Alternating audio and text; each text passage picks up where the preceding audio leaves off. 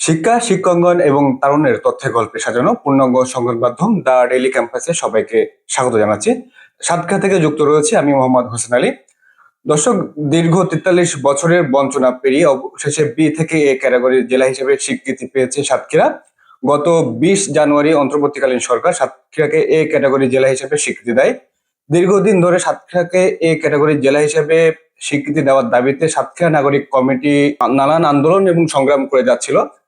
তার অংশ হিসেবে আজকে একটু কথা বলতে চাই সাতক্ষীরা নাগরিক কমিটির সদস্য সচিব, সিনিয়র আইনজীবী অ্যাডভোকেট আবুল কালাম আজাদ। তিনি একই সাথে সাতক্ষীরা প্রেস ক্লাবের সাবেক বারবার নির্বাচিত সভাপতি। এ ক্যাটাগরির জেলা হিসেবে স্বীকৃতি পাওয়ার কারণে কি ধরনের সুযোগ সুবিধা সাতক্ষীরাবাসী পাবে, অ্যাডভোকেট আবুল কালাম আজাদ, আপনাকে স্বাগত জানাচ্ছি দ্য ডেইলি ক্যাম্পাসে। আপনাকে একটু জানতে চাই, সাতক্ষীরাবাসীকে নিয়ে, সাতক্ষীরাবাসীর দাবি নিয়ে আপনারা দীর্ঘদিন ধরে সাতক্ষীরা নাগরিক কমিটির ব্যানারে আন্দোলন সংগ্রাম করেছেন।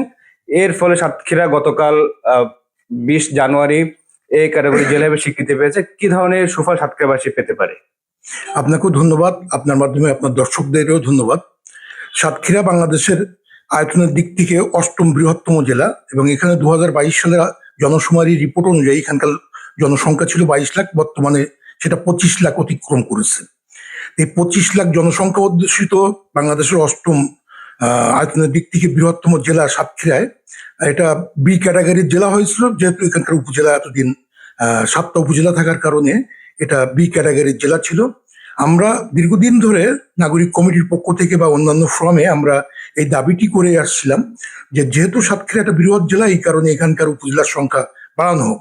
কারণ এটাকে এই ক্যাটাগরির জেলা না করতে পারলে আমরা যে উন্নয়ন বরাদ্দটা হয়, বিশেষ করে এডিবির যে বরাদ্দ বা অন্যান্য যে বরাদ্দগুলো রয়েছে, সেগুলো দেখা যায় যে আমাদের দেশের জেলাগুলোকে ৪টা শ্রেণীতে বিভক্ত আমি যতটুকু জানি। স্পেশাল ক্যাটাগরির জেলা, এ শ্রেণীর জেলা, বি ক্যাটাগরির জেলা এবং সি ক্যাটাগরির জেলা। স্পেশাল যে ৬টা জেলা, এখন ৭টা সম্ভবত, তারা যে বরাদ্দটা পায় এ ক্যাটাগরির জেলা কিন্তু তার চেয়ে অনেক কম বরাদ্দ পায়। আবার বি ক্যাটাগরি তার চেয়ে অনেক কম পায়। সি ক্যাটাগরি খুব খুব ছোট জেলা হওয়ার কারণে সেখানে বরাদ্দটা একেবারেই কম। সাতক্ষীরা বৃহৎ জেলা, কিন্তু ক্যাটাগরি বি হওয়ার কারণে আমরা বরাদ্দটা অনেক কম বরাদ্দ পেতাম। এখন আমরা জানি যে আমরা এই প্রাকৃতিক দুর্যোগ কবলিত একেবারে বঙ্গোপসাগরের কূলবর্তী, মানে সুন্দরবন বিধৌত আমাদের এই সাতক্ষীরা জেলা, এবং এখানে আমাদের সীমান্ত যেমন প্রায় ২৭২ কিলোমিটার আমাদের সীমান্ত পথ। আবার এদিকে বঙ্গোপসাগরে আমরা জানি যে তার একটা অংশ আমাদের সাতক্ষীরা জেলার সুন্দরবনের পরেই তার অবস্থান, এবং সুন্দরবনেরও বাংলাদেশের যে অংশ তার ৪০% সাতক্ষীরা জেলায় অবস্থিত। ফলে এখানে পর্যটনেরও ব্যাপক সম্ভাবনা। এখানে আমাদের ল্যান্ডপোর্টটা একটা আছেই, বর্তমানে চালু অবস্থায় ভুমরা ল্যান্ডপোর্ট, এবং আমরা ইতিপূর্বে বসন্তপুর নৌবন্দর, যেটা বাংলাদেশ ভারত একসময় ছিল, ৪৭-এর পরে যে নৌবন্দরটি বন্ধ হয়ে যায়, সেটিও চালু করার ব্যাপারে ইতিপূর্বে সরকারের তরফ থেকে সেখানে উদ্যোগ নেওয়া হয়েছে, এবং সেখানে নৌবন্দর কর্তৃপক্ষর কমিশনার নিয়োগ করা হয়েছে, অন্যান্য কর্তৃপক্ষের সেখানে কার্যক্রমও শুরু হয়েছে। তো এরকম একটা অবস্থার মধ্যে আজকে সাতক্ষীরা কিন্তু অর্থনৈতিকভাবে অনেক গুরুত্বপূর্ণ একটা জেলা। এখানে প্রতি বছর প্রায় ১.৫ লাখ মেট্রিক টন মাছ উৎপাদন হয়, সাদা এবং বাগদা চিংড়ি। বাগদা চিংড়ি বিদেশি রপ্তানি হয়, বাগদা এবং গলদা চিংড়ি এবং সাদা মাছ, এটারও একটা অংশ বিদেশে রপ্তানি হয়, এবং একটা অংশ আমাদের এখানে ভোক্তারা তাদের চাহিদা পূরণ করে। একই সাথে এখানে আমাদের ৭০ থেকে ৮০,০০০ মেট্রিক টন প্রতি বছর আম উৎপাদন হয়, যেটা বিদেশে যাচ্ছে। ওয়ালমার্ট থেকে পৃথিবীর বিভিন্ন কোম্পানি তারা এখান থেকে আম নিয়ে যাচ্ছে। আমরা ২,০০০ মেট্রিক টন কুল উৎপাদন হয় এখানে। মানে এমন খাদ্য সামগ্রী থেকে শুরু করে এখানকার অর্থনৈতিক গুরুত্বটা মানে বাংলাদেশের অন্য যে কোনো এলাকার চেয়ে অনেক বেশি। এখন ফলে এখানকার অবকাঠামোগত উন্নয়ন বা অন্যান্য উন্নয়নগুলো যে পর্যায়ে রয়েছে, এখান থেকে এগিয়ে নেওয়ার ক্ষেত্রে যখন এ ক্যাটাগরির জেলা হিসেবে আমরা বরাদ্দ পাবো, তখন বরাদ্দর পরিমাণ বেশি হওয়ার কারণে আমাদের রাস্তাঘাটের যে বর্তমান যে বেহাল অবস্থা, আমরা যে দীর্ঘদিন ধরে একটা অবহেলিত জায়গায় রয়েছে শুধু আমাদের ক্যাটাগরিগত কারণে, কারণ আমরা বরাদ্দটা কম পাচ্ছি। ছোট জেলা দেখাচ্ছে যে জেলা যাদের কিন্তু উপজেলার সংখ্যা ৮টা বা ৯টা বা 10টা হওয়ার কারণে তারা বরাদ্দ বেশি পাচ্ছে, ফলে তাদের ডেভেলপমেন্টটা বেশি হচ্ছে। আমরা এখানে প্রথমত আমরা বরাদ্দটা বেশি পাবো, প্রথমত। দ্বিতীয়ত, আমাদের এখানে প্রশাসনিক যে কর্মকর্তারা রয়েছেন, তারা একটা তখন প্রথম শ্রেণীর মানে ক শ্রেণীর জেলার তারা কিন্তু কর্মকর্তা হবেন। ফলে তাদের মর্যাদা এটা কিন্তু অনেক বেশি হবে।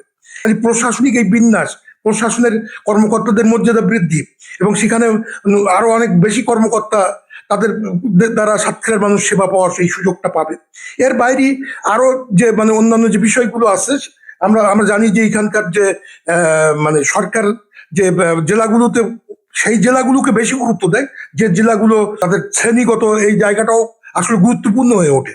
যখন ক শ্রেণীর জেলা হিসেবে সাতক্ষীরা স্বীকৃতি পেয়ে গেল, এখন কিন্তু এই বিষয়গুলো আসবে। এখানকার রাস্তাঘাট কতটা বড় হবে, এখানকার ভবনগুলো কিভাবে হবে, এখানকার মানে অন্যান্য যে যে সমস্ত সরকারের যে প্রকল্পগুলো রয়েছে সেই প্রকল্পগুলোর বরাদ্দের ক্ষেত্রেও কিন্তু একটা নতুন এক ধরনের আমরা সুবিধা পাবো। এইটার জন্য আমরা মনে করি যে এটা সাতক্ষীরাবাসীর দীর্ঘদিনের দাবি। আমরা দীর্ঘদিন ধরে এই দাবিটি জানিয়ে আসলাম। পরে আমরা বলছিলাম যে যেহেতু এখানে 8টি থানা রয়েছে, একটি উপজেলা বাড়িয়ে, কারণ এখানে উপজেলার সংখ্যাও বাড়ানো দরকার।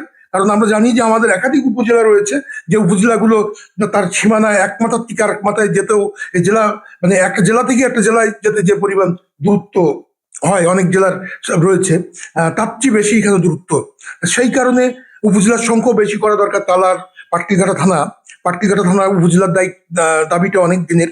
এছাড়া আমাদের নবেকি এলাকা, যেটা একেবারে পুরোপুরিভাবে শ্যামনগর থেকেও দূরি, যেমন তার পাশে পদ্মপুকুর, কাবুরা, আটুলিয়া সহ কাশিমারি সহ বেশ কিছু ইউনিয়ন, যেগুলো আমরা জানি যে প্রাকৃতিক দুর্যোগের সবচাইতে বেশি যে ইউনিয়নগুলো ক্ষতিগ্রস্ত এলাকাগুলো, এই জায়গাগুলো।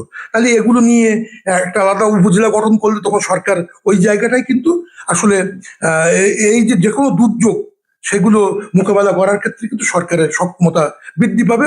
মানে প্রশাসন যখন মানুষের দোরগোড়ায় প্রশাসনিক একটা বিন্যাসটা ওই পর্যায়ে যেয়ে পৌঁছাবে, যে কারণে এখানে উপজেলার সংখ্যাটাও আমরা জানি যে সাতক্ষীরার আয়তন প্রায় 3900 কিলোমিটার বা 4000 কিলোমিটারের বর্গ কিলোমিটারের কাছাকাছি।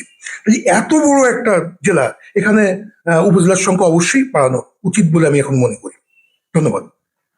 অসংখ্য ধন্যবাদ অ্যাডভোকেট আবুল কালাম আজাদ, সদস্য সচিব, সাতক্ষীরা জেলা নাগরিক কমিটি। তার মুখ দিয়েই সাতক্ষীরাবাসীর যে দীর্ঘদিনের লালিত স্বপ্ন সেটাই তিনি বলেছেন। সেগুলো যদি বাস্তবায়ন হয়, সাতক্ষীরা একটি উন্নত এবং সমৃদ্ধ একটি জেলা হিসেবে রূপান্তরিত হবে। Mohammad Hossain Ali, the daily campus, Satkhira.